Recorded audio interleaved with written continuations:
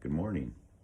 I want to talk a little bit about today, Saturday, many times referred to as Holy Saturday. And I want to read from Isaiah 53 and make some comments on this day between the death of Jesus and the resurrection of Jesus. And Isaiah 53 says this: "Who has believed our message, and to whom has the arm of the Lord been revealed? He grew up before him like a tender shoot, like a root out of dry ground. He had no beauty or majesty to attract us to him, nothing in his appearance that we should desire him. He was despised and rejected by mankind, a man of suffering and familiar with pain, like one from whom people hide their face. He was despised, and we held him in low esteem. Surely he took up our pain, and he bore our suffering. Yet we considered him punished by God, stricken by him, afflicted. But he was pierced for our transgressions. He was crushed for our iniquities. The punishment that brought us peace was on him, and by his wounds we are healed. We all, like sheep, have gone astray. Each of us has turned to our own way, and the Lord has laid on him the iniquity of us all. He was oppressed and afflicted, yet he did not open his mouth. He was led like a lamb to the slaughter, and as a sheep before his shearers is silent, so he did not open his mouth. By oppression and judgment he was taken away, yet who of his generation protested? For he was cut off from the land of the living. For the transgression of my people he was punished. He was assigned a grave with the wicked, and with the rich in his death, though he had done no violence, nor was any deceit in his mouth." I want to stop right there.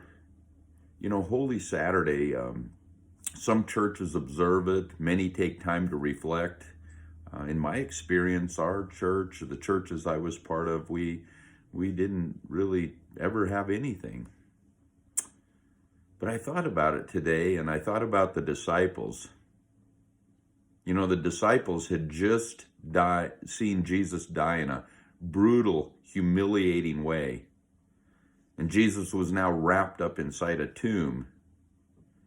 You can imagine they probably felt numb or lost, afraid for their own lives. They were waiting like so many of us do, caught up in the middle of our lives, struggling with what just happened, really oblivious to whatever's going to happen next. Our Holy Saturday will never be like the disciples because we know about Easter, we know about the resurrection, and yet sometimes our lives look and feel more like that first Holy Saturday, waiting, lost, not knowing. You know, the real trick of faith is not waiting and expecting when you know. It's waiting and expecting when you don't know. Let me finish Isaiah 53. "Yet it was the Lord's will to crush him and cause him to suffer. And though the Lord makes his life an offering for sin, he will see his offspring and prolong his days, and the will of the Lord will prosper in his hand. After he has suffered, he will see the light of life and be satisfied. By his knowledge, my righteous servant will justify many, and he will bear their iniquities. Therefore, I will give him a portion among the great, and he will divide the spoils with the strong, because he poured out his life unto death and was numbered with the transgressors.